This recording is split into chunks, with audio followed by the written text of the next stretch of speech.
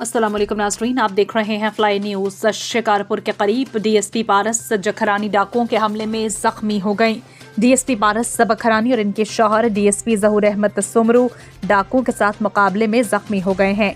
Shikarpur bypass के करीब वाक़े मंचर शाह कब्रिस्तान में पुलिस ने कार्रवाई करके 3 मुजरिमों को हलाक करने का दावा किया है, जिनमें से एक मुबैना मुजरिम इमदाद शेख की लाश सिविल अस्पताल पहुंचाई गई। दूसरी जानिब अस्पताल ज़राए ने तस्दीक की है कि डीएसपी सिटी पारस बखरानी और इनके शौहर डीएसपी गढ़ी यासीन ज़हूर अहमद सुमरू, एक पुलिस एहलकार नूर बरोही और एक रेंजर्स एहलकार भी जख्मी हुए। इब्तदाई तिब्बी इमदाद के बाद तमाम जख्मियों को सकर अस्पताल मुंतकिल कर दिया गया है, जबकि ज़राए ने यह भी बताया है कि पुलिस ने मुल्ज़िमान की 2 ख़वातीन को भी हिरासत में ले लिया है।